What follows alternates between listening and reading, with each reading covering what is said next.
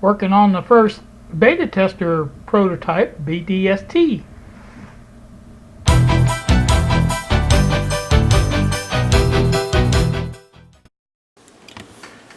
Good evening, YouTube.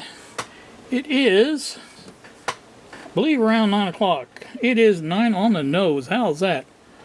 I'm pretty good. So that means that clock's 11 minutes fast now. Anywho, you can see what I've been doing. I have 3 controls in there. They're not perfect. This one especially. This is the first one I've done to get everything measured out, and but everything else fits in perfectly. So I only have to worry about this. I've already got the recalculation on it, and I'm pretty sure. I'll tell you what happened. It wasn't so much the miscalculation on the measurement. It was the I'm using the step bit, and sometimes that thing grabs a hold and just takes off, and it did. As you can see, the hole's a little bit bigger, but it will still work. There's no problem with it. It will be fine and usable. So that's all we're interested in on this one, and the next one I do will be better, obviously. I think, obviously. But anyway, I just wanted to bring you along for this first one and show you. Now, I don't know, I didn't say too much. In fact, I haven't said anything about internet yet. I spent a lot of the afternoon and evening online chatting with a fellow named Patrick, and by his use of text, we were texting. I'm guessing he was from India. Just by the different way he turns a phrase, things like that. So, anyway. The result was I had to go through and basically repeat everything I'd already done online. And when I did all this, my total came up to be $10 more than it was. And I told him that wasn't right. I said, I did all of this online, put my credit card number in, everything. I signed the agreement, or whatever the agreement was, I did that. And I did all this. And he said, well, this is just to confirmation that you did that. And I don't like stuff like that because, you know, if you do it once, why would you do it again?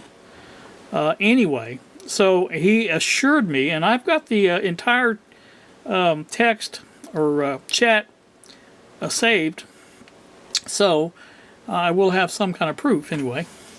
But he assured me that the problem with the 53 instead of the 43 was the fact that they weren't applying the discount for auto pay and paperless billing.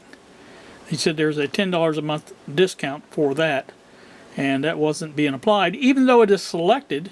I checked this out in my account, and those are selected. He said it will appear in my first statement, and we shall see. I told him I didn't mince words or anything. If you want to read the thing, I'll show it to you, that if it did not show $43 in tax, that I would be on the first plane to India with a baseball bat, looking for Patrick. I have his last name as well. You know, he was a good sport about it, I guess, but you know, at the same time, it just irks you that these companies do stuff like this. I thought it was going to be a painless, you know, thing online. You know, that's why I try to do things online, because it's usually much better than talking to somebody.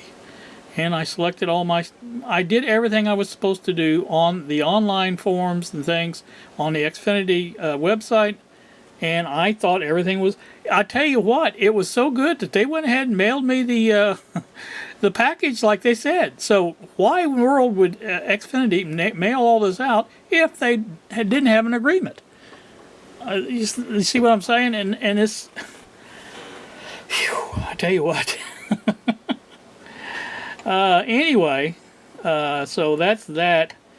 The problem was I hooked the modem up and the router. It's all one unit, and hooked it into the cable and turned it on. Did everything I was supposed to do, and all the lights come on except for the USDS, whatever that is, flashes.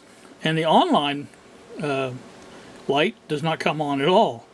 So my impression was that it's not hooked to the line outside, and I don't know why, because you know, Bob was saying they usually unhook those when people you know, don't have cable anymore, so you know, you're not inclined to go out there and hook it up yourself. And I said, that's fine, you know, but I don't care as long as I get it. And then he started in on the, well, there's a $70 technician charge. And I said, nope. I said, that's not going to happen. I said, this is not my fault. I've done everything I'm supposed to do, and we've had cable here before. Granted, it was 10 years ago, but we had it before.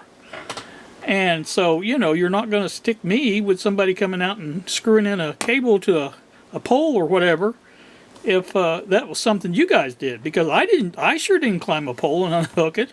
So, you know, anyway, we will see. I'm not real convinced that this is going to go very well. I never have any luck with these kind of companies, especially Comcast. I should have known better. I thought maybe they had changed, you know, because of this agreement, this yearly agreement instead of a monthly thing. But anyway, he did at least give me a decent time for the technician to get here, and it will be tomorrow. I don't know the time. I'll have to look it up again. But anyway, so that's that. I think some of you may know I was under the weather a little bit. Last night when I went to bed, I felt miserable. I felt terrible. So I took some Tylenol, and I went to bed well before 9 o'clock. And I very seldom do that. And I didn't get up this morning until, I think it was after 7. It may have been even later. I don't remember completely. But I think I was talking to Bob a little after 7. But anyway, so I have progressively felt a little bit better all day. Still not completely over whatever it was. This hand was so sore I couldn't even bend it or move it. I'm pretty sure that's the result of the barometer going up or down, whatever it happens during this change of the season. And so it's better. It's still not perfect. I was able to get in here and turn the when I do the drilling on this, I just take these little drills and turn them by hand and go through this stuff. It goes through that easy. I wish I could do that with the step bit, but I can't. Don't have that much strength. But anyway, like I said, that's where I'm at now. The problem with the power connector, let me see, where'd it go? I had it here a minute ago. It sticks out too far, and I can't even get it in there with the board screwed down. So I'm gonna have to, on our betas, take and scrape sand off some of this to make it fit in there. And once I do that, I can fit it at least in there and get the holes drilled. And so that will be helpful if I can do that. I've been in contact with Bob. We're making a little bit of a let me show you the inside of this. A little bit of an adjustment. You can see here that the BNC is going to come out just a little bit more. The switch is good where it's at because it screws to the outside anyway. Now this is going to come over a millimeter or two. I forget, 1.5 millimeters, I think, or a quarter. But this will come over a little bit because it's not quite up to the edge. And so we want things to fit as pretty good as as far as we can. Now this is screwed in. I don't have an easy way of getting that knob off. But anyway, there is a nut on there. It's hard to see, but it's just barely on there. So once we be able to move that over 1.25 millimeters, I believe is what it was, it will be able to be screwed on a little bit better, and it'll be a little bit steadier.